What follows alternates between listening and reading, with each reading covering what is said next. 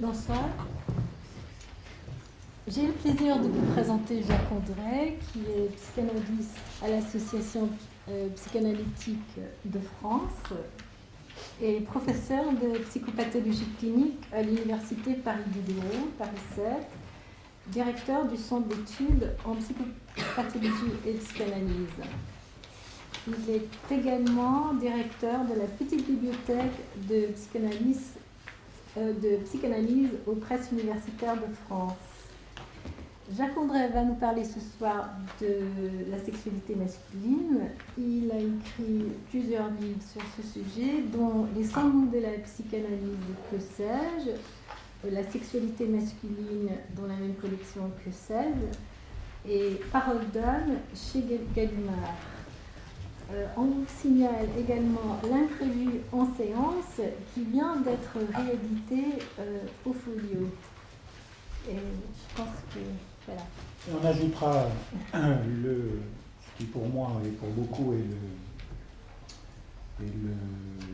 l'œuvre première de Jacques André, à partir de laquelle va découler. Il a agrégé philosophie, c'est ça que je ne voulais pas oublier. Il a été à la Guadeloupe, peut-être que ça a une incidence. Et donc, aux origines féminines de la sexualité, Quadrige est une somme importante de références.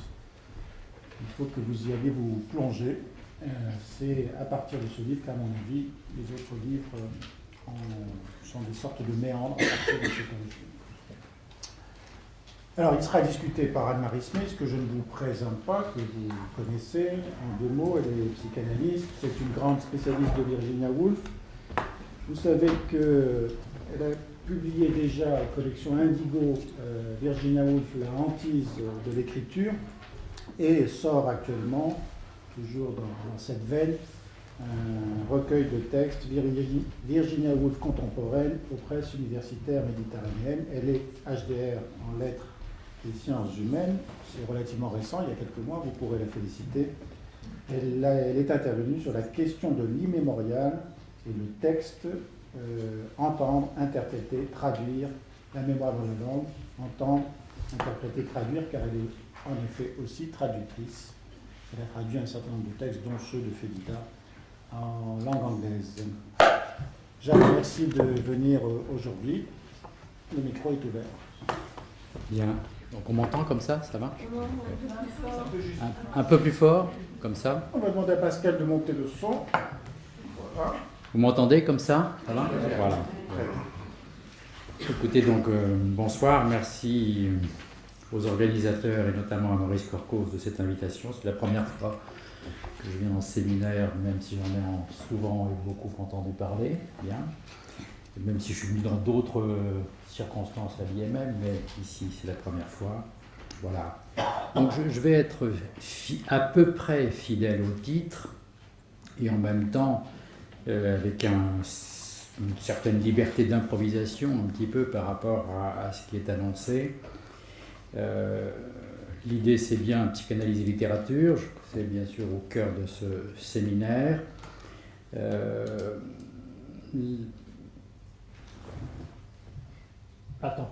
Atemporalité de l'inconscient et de la littérature, voilà. Plus simplement, on pourrait le formuler autour de la question du toujours et du maintenant. Maintenant, notre époque, celle dans laquelle nous vivons, c'est quoi la sexualité des hommes aujourd'hui? On pourrait le prendre aussi simplement. Et qu'est-ce qui de ce maintenant de la sexualité masculine, mais peut-être aussi féminine, fait partie aussi de toujours. La sollicitation de la littérature, dans le fond, est l'occasion, je crois, peut-être, parce que la littérature, ça commence il y a un certain temps, disons il y a 1500 ans avec l'épopée de Gilgamesh.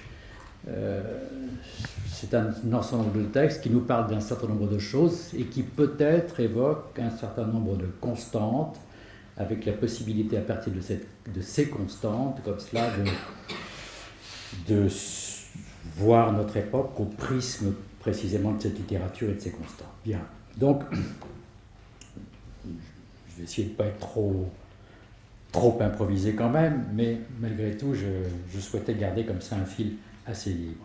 Première remarque, La psychanalyse, inévitablement, comment pourrait-il en être autrement, est bien sûr aussi fille de son époque. Elle est fille d'un 19e siècle qui, si on prend la question de la sexualité, développe une passion toute particulière pour la masturbation. C'est vraiment, autant la nôtre est passionnée par la pédophilie, autant le 19e est passionné par la masturbation, bien sûr pour l'interdit de la masturbation. Et si on prend l'autre aspect des choses, pourquoi j'évoque la masturbation? Parce que, par exemple, on voit très bien dans le premier Freud, dans les premières années, comment ce marquage par ce 19e comme cela, anti-onaniste, influe Freud nécessairement. Il fait de la masturbation une étiologie de la névrose. Ça disparaît vers les années 1910, 15, 20. Non pas que la masturbation ne l'intéresse plus, mais dans le fond, elle ne l'intéresse plus du tout à la place où elle pouvait le solliciter au début de son écriture. Bon. Le deuxième grand trait de ce 19e, c'est, disons, un non, N-O-N, adressé aux femmes, non seulement quant à leur sexualité, mais presque en même temps quant à la capacité d'y penser. Bon. Non à la pensée de la sexualité, pas simplement à son exercice. Tout cela, évidemment, produit de l'hystérie à la chaîne, et qu'il y a dans cette comment dirais-je, cette prolifération de l'hystérie au XIXe siècle, et notamment à la fin du XIXe siècle, une sorte d'aubaine dont on comprend bien qu'elle n'est pas sans rapport avec la naissance de la psychanalyse. L'hystérie, cette prolifération de l'hystérie, offre bien sûr à la psychanalyse, et à travers le nom qu'elle oppose à la sexualité, donc à travers cette espèce d'exhibition du refoulement, dans le fond, une circonstance tout à fait privilégiée qui en facilite la naissance. Alors, le fait même qu'elle soit datée, comment pourrait-elle ne pas l'être, au sens simple, simplement pas ici pour l'instant péjoratif, le fait que la psychanalyse soit datée ne peut pas ne pas poser la question dans quelle mesure, après tout, la psychanalyse ne ferait-elle pas partie, à l'époque, des discours obligés sur la sexualité? Dans quelle mesure n'est-elle pas un produit du pouvoir en place? Bon, vous entendez la critique de Foucault. Je trouve que c'est très frappant quand on relit notamment le volume principal, dans le fond, d'Histoire de la sexualité, La volonté de savoir, le premier volume de Foucault, à quel point ce livre est un livre contre Freud, contre la psychanalyse. Je crois vraiment fondamentalement, je crois que c'est vraiment l'interlocuteur. Je me suis amusé à le relire récemment, c'est saisissant de voir à travers comment un certain nombre de mots, polymorphes par exemple, comme ça, comment bien des signifiants de la psychanalyse courent tout au long de l'œuvre, sans que Freud soit explicitement visé, sauf à la fin où il est quand même descendu en flammes. De quelle façon, en soulignant que Freud, après tout, n'est jamais que l'héritier des directeurs de conscience et des grands spirituels de l'âge classique. Ce sont les dernières pages de La volonté de savoir. Il y a quelque chose qui cherche à situer la psychanalyse, non pas du tout. Il n'y a pas d'originalité de la psychanalyse, c'est en gros ce que dit Foucault. La psychanalyse est elle-même prise dans une technique de pouvoir, dans une production de discours sur la sexualité, dans une obligation de parler de la sexualité, et que de ce point de vue-là, elle ne se dissocie pas des grands discours. C'est cette notion d'épistémé, n'est-ce pas, dans le fond, il n'y a pas de grande différence entre Havelock Ellis, Freud ou Kraft-Ebing. Et aussi, en même temps, dans le fond, dans les grands spirituels du moment. Bien. Alors, j'évoque Foucault parce que peut-être que j'aurai l'occasion d'y revenir un petit peu comme ça à travers des débats plus actuels sur la question du genre. À côté de cette façon d'inscrire la psychanalyse dans son époque, et de ce point de vue-là, de la dater, de la circonstancier, si elle est circonstanciée et datée, il n'y a aucune raison pour qu'elle ne passe pas non plus avec son temps. Bon. Vous vous doutez bien que je suis de ceux qui nourrissent l'espoir inverse, si je puis dire, c'est-à-dire que même si elle est bien sûr fille de son temps, l'espoir est quand même qu'elle dise quelque chose qui en dépasse les circonstances historiques et culturelles.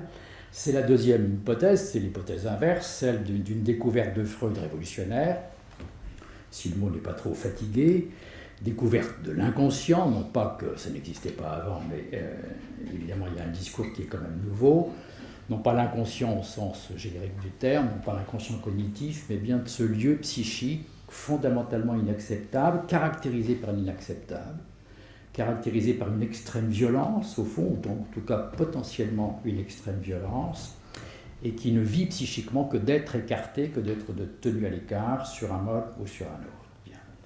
Le fait d'être tenu à l'écart n'est pas pour cet inconscient une manière d'être inactif, c'est même exactement le contraire. Plus il est écarté, plus il constitue le vif de l'expérience humaine, c'est la conviction de Freud, c'est aussi celle en général de ceux qui sont psychanalystes, bien sûr, pas le premier. Bon. Une présence du symptôme, comme cela, une présence de l'inconscient, qui est présente en nous pour le pire, le symptôme, précisément, puisque le symptôme, on le souffre, est le meilleur, s'il est vrai que gît là aussi quand même quelque chose de notre créativité potentielle, de notre inventivité potentielle, de notre capacité de faire bouger un petit peu les lignes. Passer ces quelques grandes généralités, l'hypothèse donc de l'atemporalité, privatif. Bon. Je crois que c'est vraiment une des notions avec lesquelles nous sommes ça agace énormément, bien entendu. Ça agace énormément.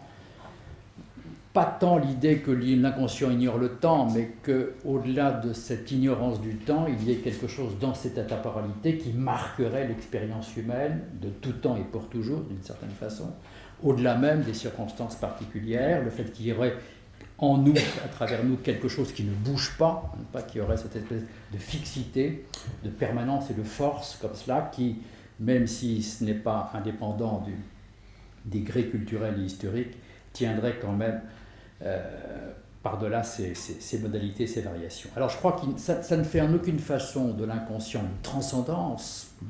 Cette atemporalité ne constitue pas l'inconscient en transcendance. Indiscutablement, toute l'expérience le montre, l'inconscient en question se construit à partir des représentations sociales et culturelles environnantes. C'est là qu'il va chercher ses représentations, c'est là qu'il cherche. Le monde social environnant constitue l'ensemble des restes diurnes, à partir de quoi l'inconscient fabrique un petit peu son affaire, et donc comment pourrait-il être indépendant de l'époque, ça n'a guère de sens. Et en même temps, par-delà cette relativité, en quelque sorte, quelque chose peut-être malgré tout qui se maintient, avec des très grandes différences. Nous savons, autant il est vrai qu'il naît de culture qui trace une ligne de démarcation entre le permis et l'interdit, avec cette solidarité en même temps du désir et de l'interdit, autant il est vrai que cette ligne de démarcation d'une culture, d'une époque à l'autre, ne passe évidemment pas au même endroit, et y compris dans nos propres vies. Si l'on prend l'évolution des dernières décennies, on voit très bien l'évolution, le déplacement de cette ligne. Aujourd'hui, on est dans une sorte de tout est permis, tout est possible, entre adultes consentants, et avec un grand démarquage, la question de la pédophilie et de l'enfant étant venue occuper une place toute particulière. Bon. C'est pas bien sûr le seul interdit, c'est peut-être aujourd'hui l'interdit le plus exhibé, en tout cas. Bon. Il me semble qu'il y a un petit peu deux écueils pour la psychanalyse. Celui, d'un côté, d'ériger en transcendance précisément un inconscient atemporel qui, dans le fond, résisterait à toutes les variations culturelles, et de l'autre côté, se rabattre sur une sorte d'empirisme comme cela dispersé qui fait que l'inconscient, à l'inverse, ne serait plus que l'enregistrement du monde environnant. Bon. Je crois que c'est entre ces deux écueils qu'il faut essayer de naviguer, c'est un petit peu ce que je vais essayer de faire. Je trouve que l'art, la littérature, mais l'art, au-delà de la littérature, nous aide beaucoup en la matière, parce que précisément nous disposons d'un certain nombre de documents depuis un certain nombre d'années et qui nous donnent à voir ou à entendre un certain nombre de choses avec lesquelles nous nous sentons en contact, quand bien même nous appartenons à des histoires et à des cultures qui sont quand même très hétérogènes. Je trouve que tout ça a aussi, je ne sais pas dans quelle mesure on aura le temps d'en parler, mais je trouve que tout cela a aussi une valeur particulière aujourd'hui, cette question des constantes. Tant il est vrai que la problématique du genre, si actuelle, si présente, si polémiquante, la problématique du genre, c'est précisément, je dirais, l'accent complètement mis sur les variantes. Dans le fond, il n'y a que des variantes. Dans une problématique du genre, même s'il y a plusieurs discours sur le genre, mais si je prends quand même le discours dominant, Judith Butler étant ici un auteur exemplaire, sur toute la question du mime chez elle. Vous lisez par exemple son introduction à l'édition française de Troubles dans le genre. Il y a quelque chose comme cela qui introduit une espèce de variabilité indéfinie et qui finit par prôner le passage de genre à genre sur un mode qui est un mode qui, encore une fois, abolit précisément une position constante qu'il faut. Si on prend par exemple, je m'y ai arrêté juste un instant, mais si on prend la modalité maximum, je crois, légale aujourd'hui de cet accent mis sur les variables contre les constantes, si je puis dire, c'est sans doute la loi argentine. La loi argentine promulguée en mai 2012 permet à tout un chacun, sans aucune passage chez le psy, sans aucune opération nécessaire, permet à tout un chacun argentin, majeur, de 18 ans, de se présenter à l'état civil et de changer de genre. Bon. La seule chose qu'on lui demande de conserver, c'est le numéro de sa carte d'identité. Pour le reste, il peut tout changer. Bon. Et il peut changer plusieurs fois. Les Argentins sont beaucoup descendus dans la rue, ils n'ont pratiquement pas bougé pour cette affaire, ça s'est fait quasiment sans heurts. Ce qui est assez remarquable, c'est que la loi permet aussi le changement d'identité de genre pour les mineurs, à condition qu'ils soient accompagnés que le mineur soit d'accord. Mais pour être passé là-bas récemment, une petite fille de 6 ans a ainsi changé de genre, accompagnée de ses parents et de l'avocat de l'enfant. Bon. Voilà l'exemple même, si vous voulez, d'une variabilité quand même poussée à l'extrême, mais dans un contexte qui, l'Argentine, c'est pas la Mongolie extérieure, enfin, c'est le monde occidental, c'est le monde dans lequel nous vivons. Bon, tout cela nous concerne bien sûr au plus haut point. Alors, vous vous en doutez, je vais plutôt soutenir le point de vue des constantes, bien entendu, dans cette histoire, mais en même temps, j'espère pas de façon dogmatique, et en essayant de voir un petit peu ce qui peut permettre d'en soutenir quelque chose. Bon. Je remonte très loin. Je remonte très très loin. L'invention de la sexualité humaine, rien que ça, c'est pas tant qu'à faire, tant qu'à remonter l'histoire et aller vers les origines, alors loin. Bon. Les premiers documents graphiques, artistiques dont on dispose, 35 000 ans, ce qui est très récent par rapport à l'histoire de l'homme. L'homme aujourd'hui a 6-7 millions d'années, on hésite un petit peu, mais on est autour de ces chiffres. Ce qui est tout à fait remarquable, c'est bien sûr le moment de naissance. Bien sûr, ce moment de naissance de la sexualité humaine, on ne le connaît pas. Bon, à quel moment se produit-il ? Probablement entre 500 000 et 100 000, un peu de choses près. Bon, c'est un peu large, mais enfin, difficile de faire plus précis. Probablement en même temps qu'une attention est portée aux morts. Probablement en même temps que s'installe le langage articulé. Bon, à peu près dans cette même période, il est plus que probable que ces trois dimensions, l'attention aux morts, nos plus proches cousins, les bonobos, qui sont des gens absolument passionnants et qui copulent aussi en missionnaires, ne prêtent aucune attention à leur propre mort, par exemple. Et le langage articulé, bien entendu, la station droite, tout cela est affaire humaine. Entre 500 000 et 100 000, qu'est-ce qui se passe à ce moment-là ? Il se passe l'acte de naissance de la sexualité proprement humaine, c'est-à-dire la disjonction entre l'instinct et la dimension de la reproduction et la sexualité et l'activité de sexualité.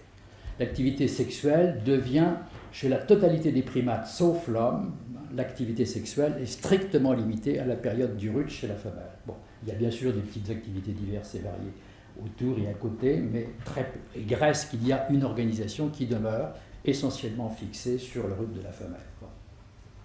De manière extrêmement approximative, on entend par exemple Godelier parler de l'homosexualité des bonobos, parce qu'effectivement, il arrive d'avoir des actes sexuels entre mâles, en général pour des relations de pouvoir et de domination.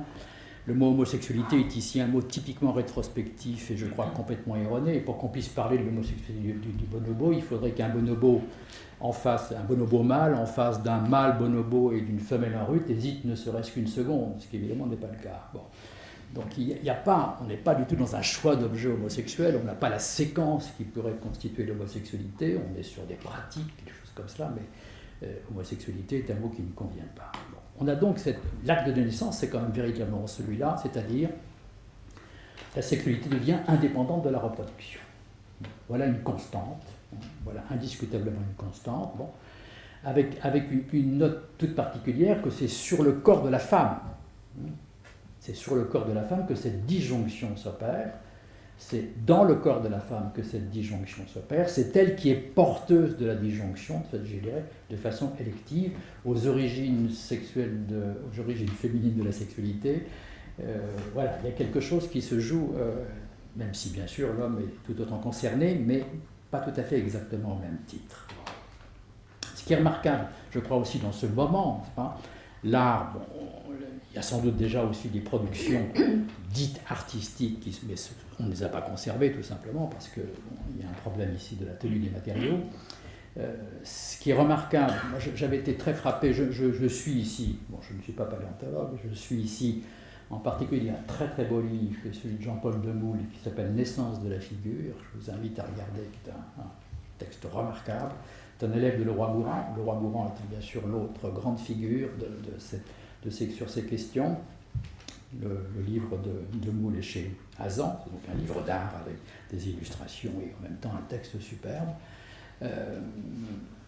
Ce que je trouvais remarquable dans une des remarques de Demoule, par exemple, et tout à fait passionnant, dit dans le fond, pour un certain nombre de grottes, bien des grottes ont été cohabitées et par les ours et par les hommes. Et c'est pas toujours très facile de savoir si on a affaire à un outil d'homme ou si on a affaire à un os d'ours. Parfois, il y a eu des confusions célèbres comme cela. On a très longtemps cru, par exemple, avoir découvert la plus ancienne flûte du monde, parce qu'on avait un os bien allongé avec des trous dedans, etc. Ainsi de suite. Bon. Et puis l'ADN a fait la différence. On s'est aperçu que c'était un os d'ours creusé par des ours. Bref, c'était un os frappé à coups de dents et non pas du tout une flûte. Mais ce que Demoule dit de manière remarquable, c'est la chose suivante, c'est qu'il y a un signe absolument indiscutable qui permet de distinguer si on est dans une grotte d'ours ou dans une grotte d'homme, c'est la découverte d'un objet inutile. La découverte d'un objet inutile. Ça, c'est absolument humain et rien qu'humain. Par exemple, si on prend ne serait-ce qu'un caillou, s'il y a un petit dessin dessus, bon, voilà, parfaitement inutile. Bon. Il est parfaitement inutile de s'occuper de ses morts, ça ne sert strictement à rien. Il est parfaitement inutile d'avoir une activité sexuelle en dehors de la reproduction, ça ne sert strictement à rien. Bon. L'inutilité a quelque chose comme cela qui est véritablement fondateur de la dimension humaine, qui lui appartient. L'art est bien sûr complètement inutile. Bon. Il y a quelque chose comme cela, de cette marge d'inutilité, si je puis dire, qui vient définir l'expérience humaine et qui touche la sexualité fondamentalement. La sexualité devient inutile. Bon, certes, elle est aussi reproductive, elle va rester longtemps, mais elle ne l'est plus nécessairement aujourd'hui depuis un certain temps. Lorsque l'on dit, par exemple, la pilule a permis que la femme se distingue de la mère, et ainsi de suite, on dit simplement que ça fait quand même 500 000 ans que ça dure. Bon. Et que la pilule ne fait jamais que donner un moyen technique, effectivement relativement efficace, à une disjonction qui, elle, est extrêmement ancienne et en même temps fondatrice de cette sexualité. Or, qu'est-ce qui se passe du point de vue de l'art à ce moment-là? Et ce qui est assez remarquable, c'est la chose suivante, c'est que les hommes vont donc commencer à peindre et à sculpter, et que ce qu'ils peignent et ce qu'ils sculptent, d'abord ce qui est remarquable du point de vue des constantes, c'est qu'on trouve les mêmes choses de l'Espagne à l'Ukraine. Une espèce de, alors que ces gens n'ont pas entre eux de contact, on retrouve qu'est-ce que l'on trouve? Essentiellement des vulves démesurées. Les corps de femmes, en général aussi des seins considérables, un petit peu, des corps de femmes, pas de visage, tout est axé sur la question sexuelle, sur les parties sexuelles de la femme, et la vulve en particulier, particulièrement représentée, disproportionnée par rapport au corps. Là, on est bien sûr dans l'interprétation, je suis le paléontologue, à la fois l'idée que cette disjonction du sexuel et du reproductif fait que la régulation, ce n'est plus l'instinct, ce n'est plus la physiologie, ce n'est plus la biologie, la régulation devient sociale. La sexualité tombe sous le coup d'une régulation sociale, d'une part, et d'autre part, j'ai oublié le d'autre part, bon, et d'autre part, il y a quelque chose comme cela qui porte l'accent du côté des femmes de façon particulière. C'est elles qu'il faut contrôler, c'est elles que l'on dessine, c'est elles qui sont porteuses de l'énigme, c'est en elles, dans leur corps, que c'est disjointe la sexualité et la reproduction. Elles deviennent l'énigme par excellence, d'une certaine façon. C'est elles que l'on dessine, c'est elles que l'on peint, c'est elles que l'on interroge, c'est elles que l'art représente. Il y a bien quelques phallus ici et là, mais rien à voir avec cette fascination, que ce soit en sculpture ou en dessin, pour le sexe de femme, avec en plus toute une dimension déjà symbolique. C'est le roi Gourand qui a montré que bison, femme, cheval, homme, que ce couple-là d'animaux, qui n'a rien à voir avec la chasse dans la circonstance, se retrouve sur le fond des grottes, encore une fois, d'Altamira, aux grottes de l'Ukraine.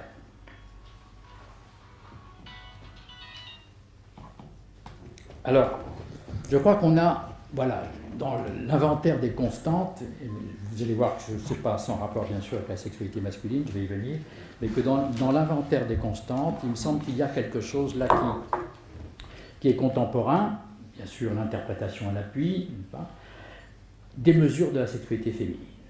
La sexualité féminine est démesurée, il y a quelque chose comme cela d'un excès, d'un débordement. C'est elle qu'il faut réguler, c'est elle qu'il faut maîtriser, c'est elle qui est dangereuse. C'est dans la suite immédiate et quasi logique, encore une fois, de cette disjonction entre reproduction et... puisque c'est elle qui porte sur son corps la marque.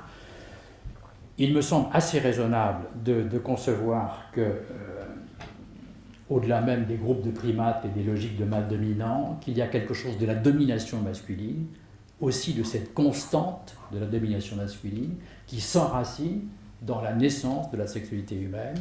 On voit bien comment, entre cette disjonction sur le corps des femmes et la question du pouvoir des hommes, il y a une relation qui est une espèce de logique simple, si je puis dire. Bon, il s'agit de contrôler la sexualité, de contrôler la sexualité des femmes, la domination des masculines, qui a certainement bien des sources et bien des possibilités, mais aussi une remarquable constance par-delà les siècles et les millénaires, quelque chose qui sans doute s'enracine à cet endroit.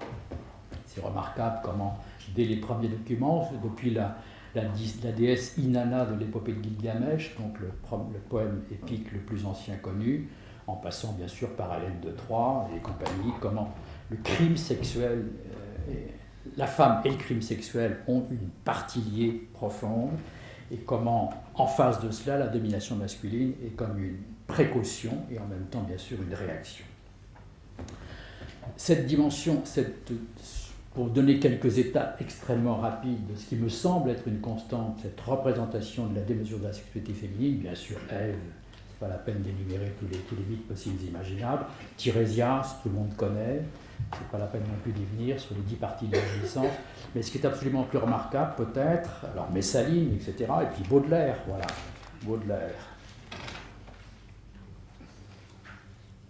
Baudelaire qui est bon, c'est les Fleurs du Mal. Bon, Fleurs du Mal, c'est quand même le poème d'un très grand misogyne, d'un génial misogyne, mais d'un misogyne sans partage. Ça, c'est pas tout à fait dans les Fleurs du Mal, c'est un petit peu à côté. Baudelaire. La femme est naturelle, c'est-à-dire abominable. Elle est en rut et elle veut être foutue. L'idée, c'est ça, pas puisqu'elle n'est pas en rut à certaines époques précises, elle est en rut tout le temps. Pas de chaleur cyclique, donc en chaleur tout le temps.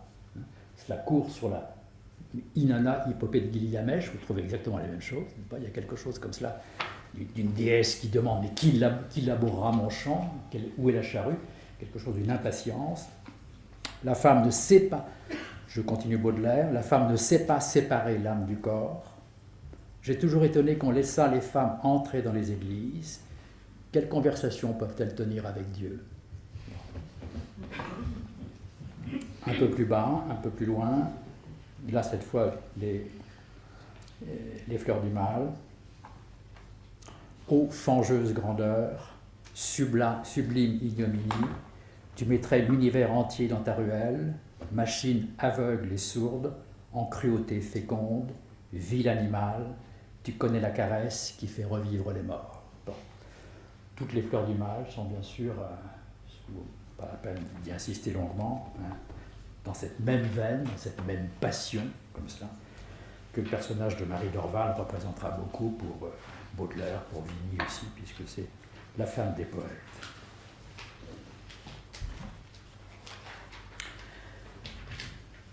L'homme d'aujourd'hui, l'homme de 30 ans d'aujourd'hui, le patient du psychanalyste d'aujourd'hui, dit la même chose.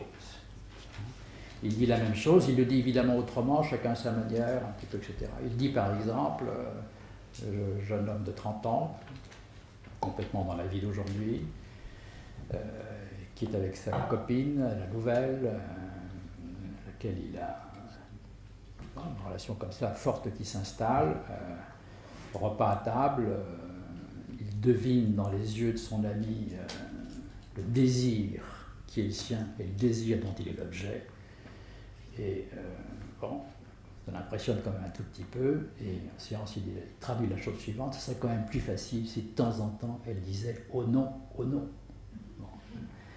Voilà. On retrouve tout à fait cette espèce de ligne, n'est-ce pas, d'une demande insatiable que jamais l'homme, quel que soit... Bon, on voit bien à quel point toutes les discussions d'adolescents sur la longueur du pénis est en relation directe avec, bien entendu, la possibilité de satisfaire quelque chose.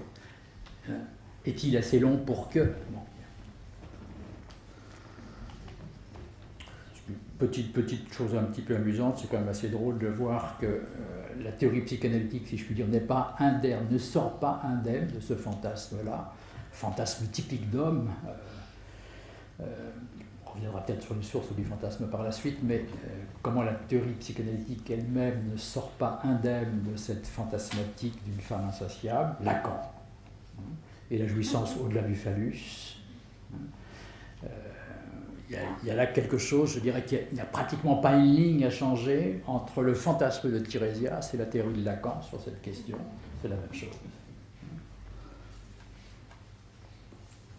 La source, moi j'ai ma petite idée, mais enfin je ne suis pas le seul non plus, bien sûr. Je crois que pour l'enfant, pour le garçon, de toute façon, pour le jouet érotique de sa mère, ce sera toujours beaucoup trop grand et beaucoup trop fort, ce sera toujours au-dessus de ses moyens. Il y a quelque chose qui est à la fois inaccessible et en même temps impossible à satisfaire. Il y a quelque chose de l'enfant garçon à la mère qui trace complètement, je crois, les lignes de cette démesure ultérieure.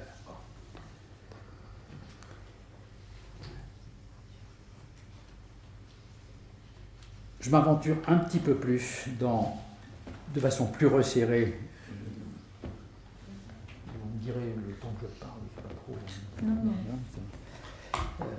Je resserre un petit peu plus les choses sur la sexualité masculine. Et en particulier, donc, sur ce. Alors, à la fois en revenant à la source, le passage de l'instinct à la pulsion, je crois que nous avons absolument besoin en psychanalyse de cette notion, pulsion, qui je crois est une notion psychanalytique, uniquement psychanalytique et rien que psychanalytique. Le biologiste ne l'a jamais vu, si c'était de la biologie, il s'en serait déjà aperçu. Je me souviens comme ça d'un joli moment avec Jean-Claude Ameisen, si je puis dire, qui croyait pouvoir féliciter Freud d'un certain nombre d'hypothèses au-delà du principe de plaisir, qui avait anticipé un certain nombre de découvertes biologistes plus tardifs, etc. Mais il dit quand même, entre psychanalystes et nous, biologistes, pour être complètement d'accord, on parle de la pulsion de mort, il y a juste deux choses dont il faudrait se débarrasser: pulsion et mort. Bon, c'est pas grand-chose, mais ça n'empêche pas quand même de parler ensemble, bien sûr. Je crois que nous, par contre, nous avons besoin vraiment du terme de pulsion, en lui gardant tout à fait son idée. Je suis à l'IMM, la boulimite qui se précipite sur le frigo. Bon, voilà, c'est à peu près ce que ça veut dire, mais évidemment, il y a d'autres images de la pulsion, cela va de soi, cette espèce de contrainte d'exigence, de force qui, certes, passe bien sûr par toutes les ressources du corps, et on utilise l'énergie, mais qui en même temps utilise la ressource d'un corps qui est complètement marqué par le fantasme. Moi, je ne sais pas ce que pulsion veut dire en dehors de fantasme, ça ne me dit strictement rien. Je pense même que le fantasme est la source de la pulsion. Bon, l'idée un peu freudienne, un peu simpliste de quelque chose de simplement corporel qui se déléguerait dans le psychique relève, je crois, de la vieille division de l'âme et du corps. Ça ne me parle pas, ça ne me dit rien. Je ne crois pas qu'il s'agit d'une force biologique ou physique qui s'applique à la chose psychique, mais de quelque chose qui est psychosexuel de part en part, et dont nous avons besoin pour rendre compte de cette espèce d'étrangeté qu'est l'expérience sexuelle humaine, qui est quand même un truc très très bizarre, il faut bien le dire. Bon. Don Juan, Molière. Voilà, je crois, aussi le mérite de la littérature, c'est-à-dire que, bon, bien avant Freud, bon, c'est banal, évidemment, extrêmement banal de le dire, encore une fois, en remontant jusqu'à l'épopée de Gilgamesh, voilà, nous y sommes, si je puis dire, nous y sommes sur une façon de dire les choses qui vaut bien ce que Freud formulera de cette manière. Molière, Don Juan, acte 1, scène 2. Les inclinaisons, c'est Don Juan qui parle, les inclinations naissantes ont des charmes inexplicables. Et tout le plaisir de l'amour est dans le changement. On goûte une douceur extrême à réduire, par 100 hommages, le cœur d'une jeune beauté, à voir de jour en jour les progrès qu'on y fait, à combattre par des transports, par des larmes et des soupirs, l'innocente pudeur d'une âme qui a peine à rendre les armes, à forcer pied à pied toutes les petites résistances qu'elle nous oppose, à vaincre les scrupules dont elle se fait un honneur et à la mener doucement où nous avons envie de la faire venir. Mais lorsqu'on est maître une fois, il n'y a plus rien à dire ni à souhaiter. Tout le beau de la passion est fini et nous nous endormons dans la tranquillité d'un tel amour, si quelque objet ne vient réveiller nos désirs et présenter à notre cœur les charmes attrayants d'une conquête à faire. Bon. Voilà, je pense que sur pulsion et sur l'écart entre pulsion et instinct, c'est dans le fond tout à fait remarquable. Rien n'est plus désirable que le désir. C'est la leçon de Don Juan. Au fond, le désirable, c'est le désir lui-même. On prête à Clémenceau un mot qui disait les choses de manière beaucoup plus vulgaire et familière, mais enfin qui disait à peu près la même chose. Le meilleur, c'est en montant l'escalier. Il y a quelque chose comme cela qui est au cœur, effectivement, de la sexualité humaine, pas simplement masculine, même si c'est souvent des propos assez machistes qui les énoncent, mais encore une fois, je crois que c'est ici la chose du monde la mieux partagée. Pour ça, on a besoin du mot pulsion. Pour ça, on a besoin du mot pulsion. Vous connaissez cette phrase célèbre de Freud, c'est étrange, dit-il, mais il semble bien que quelque chose de la nature de la pulsion ne soit pas favorable à la pleine satisfaction. En général, on insiste sur les déterminations négatives, c'est parce que le premier objet, c'est l'objet oedipien, et qu'il faut bien passer une de perdue, 10 de retrouvée, et qu'il y a donc de la perte en route, etc., et qu'on s'écarte de la satisfaction des bas. Et puis, ce que l'enfant veut, c'est le lait, il reçoit le sein. Dans ce décalage-là aussi, il y aurait quelque chose qui empêcherait la pleine satisfaction. Mais il me semble qu'on néglige dans ces déterminations négatives une détermination positive. La pulsion est contre la pleine satisfaction. Leçon du Kama Sutra, ne jamais éjaculer. Quelque chose qui...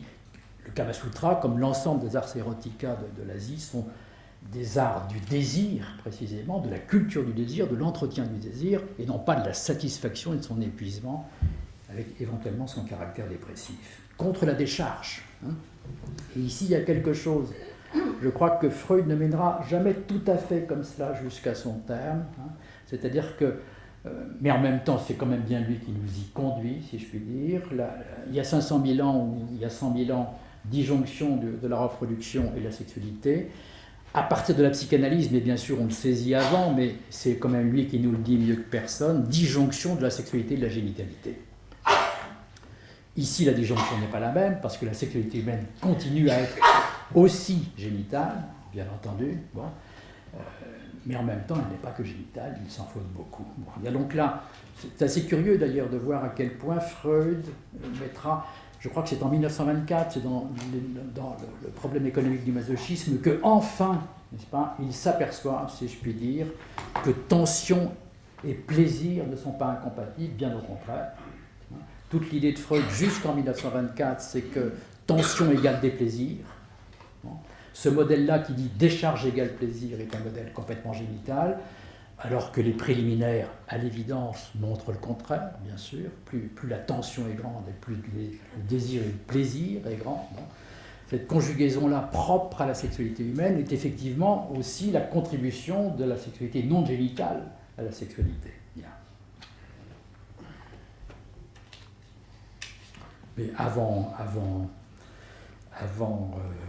Freud, Beaumarchais, boire sans soif et faire l'amour en tout temps, madame, il n'y a que cela qui nous distingue des bêtes. Bon, voilà, la même idée, la même chose, le même talent, c'est avec un talent de plus d'une certaine façon, mais pour dire à peu près la même chose.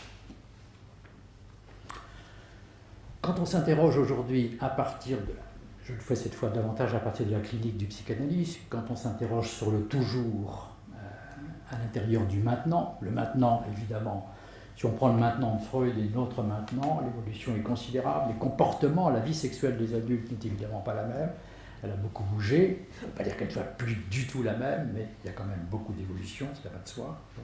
Et en même temps, quel serait le psychanalyste? Mais a-t-on besoin d'être psychanalyste pour ça? Quel serait le psychanalyste qui parierait sur le fait que fiasco, éjaculation précoce, frigidité seraient des symptômes en baisse? Évidemment non.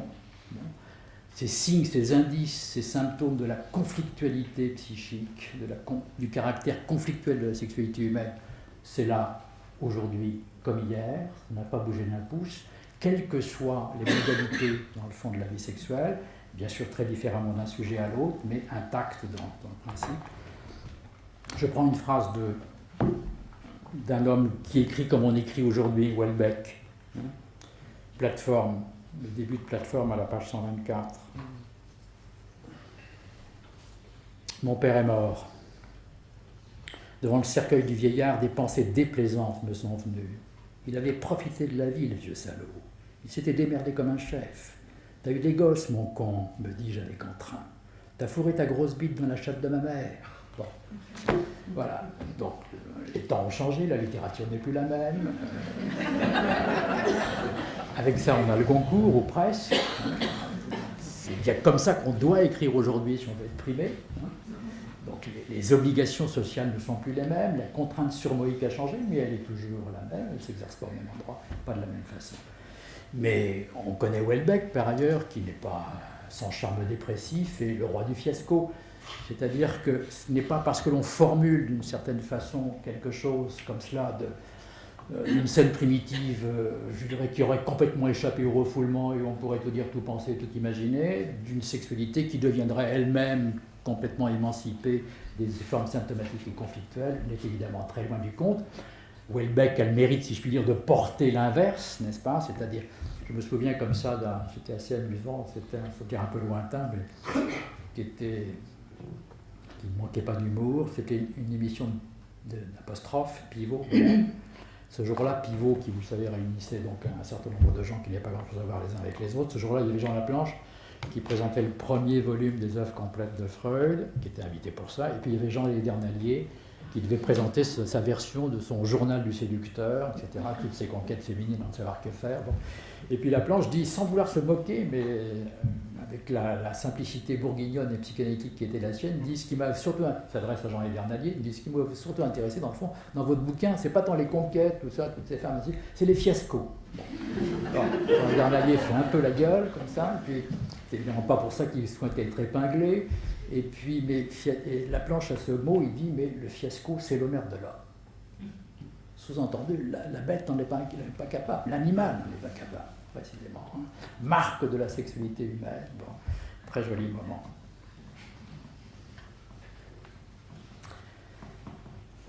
Alors...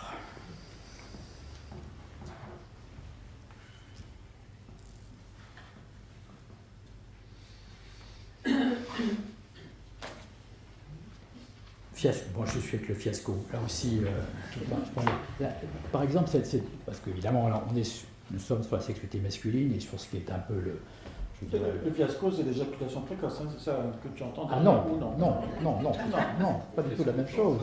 L'étymologie non, far fiasco, c'est vraiment... Le fiasco, c'est une expression du théâtre italien. C'est introduit dans la langue française par Stendhal, dans De l'amour, comme ça. Avant, on en parle aussi, bien entendu, mais le mot, lui, est stendhalien, véritablement. Non, le fiasco, c'est pas d'éjaculation, et pour cause, il n'y a pas de bandaison. Oui, ça s'arrête avant. Il y a quelque chose comme ça qui, soit, les choses ont à peine commencé, mais il n'y a même pas d'éjaculation. L'éjaculation précoce, c'est que ça va très très vite. Ici, il y a quelque chose qui vient rompre et interrompre l'affaire. Bon. Le fiasco, nos auteurs en parlent, Stendhal, donc bien entendu, Montaigne.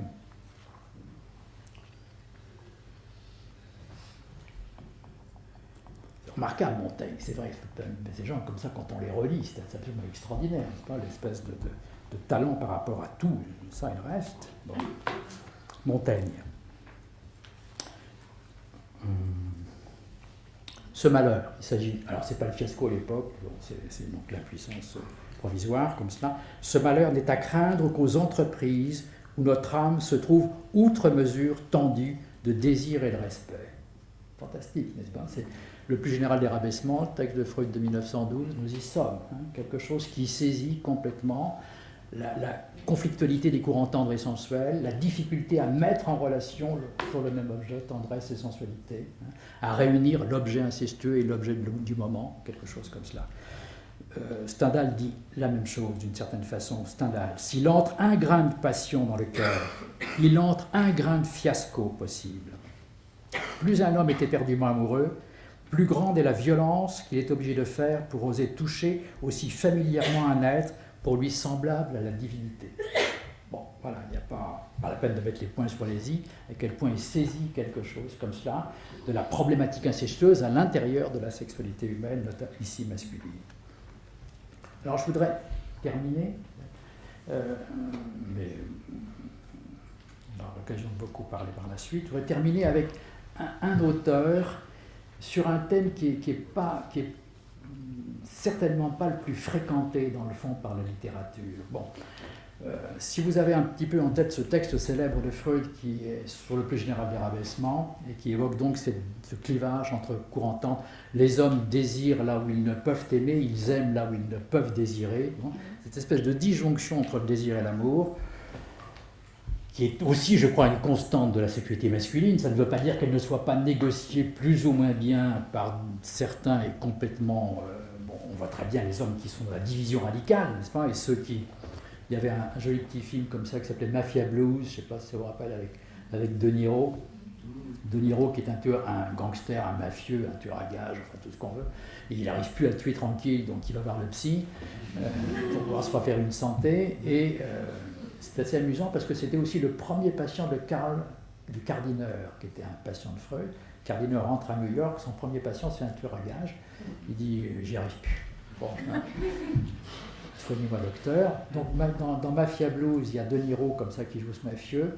Alors le psy lui demande, mais enfin, bon, et donc il a des maîtresses, avec les maîtresses ça marche, avec son épouse ça marche pas. Notamment la fellation, avec les maîtresses, aucun problème, c'est son grand plaisir avec son épouse. Alors, le psy lui dit, enfin pourquoi pas avec votre femme? Il dit, j'y pensais. La bouche qui embrasse mes enfants tous les matins. Remarquable là aussi façon, n'est-ce pas, de noter cette conjonction, cette disjonction nécessaire de l'objet incestueux et de l'objet aimé. Bien. Il y a un auteur qui pour moi, ça a été une découverte, pas découverte de Michelet, mais découverte du journal de Michelet, 4 tomes très épais chez Gallimard, c'est long à lire. Évidemment, comme dans toute correspondance, des lettres qui sont beaucoup moins intéressantes que d'autres, mais il y a aussi des choses absolument extraordinaires. Et c'est vraiment une correspondance à la Michelet, il est tout à fait fidèle à son écriture, à ceci près, si vous voulez, que des textes comme De la femme ou De l'amour sont quand même assez édifiants et c'est pas génial, quoi. C'est pas les grands textes de Michelet, d'une certaine façon, alors que les grands textes de Michelet sur la femme, la sexualité, ainsi de suite, c'est dans la correspondance. Et précisément sur ce point, il semble bien, tout l'indique en tout cas, si on croit ses correspondants, que Michelet ait trouvé la solution. Il a trouvé la solution, celle qui permet de mettre en contact le courant tendre et le courant sensuel. Et il a, à propos de sa femme, des relations sexuelles avec sa femme, des choses absolument remarquables, des passages tout à fait étonnants, je vais vous en citer 2 ou 3.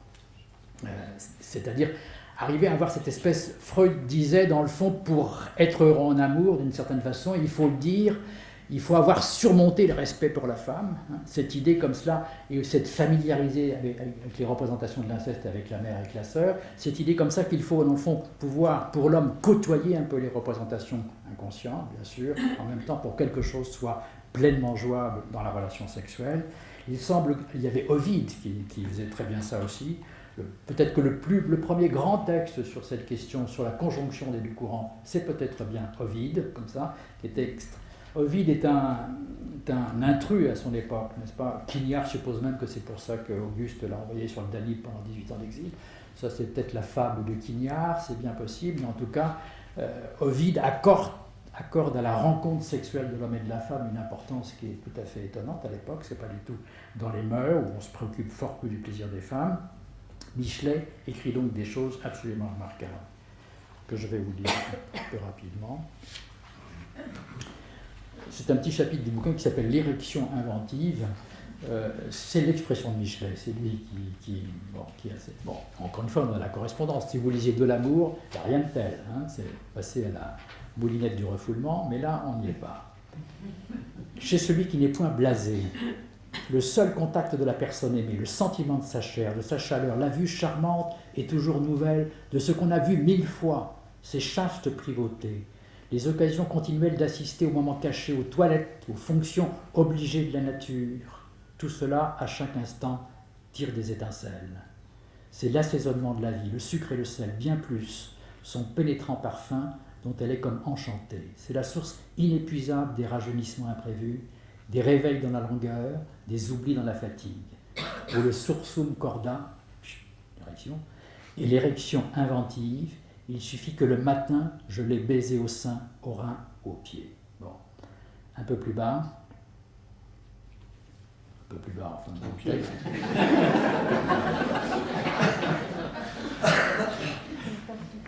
Tu remontes.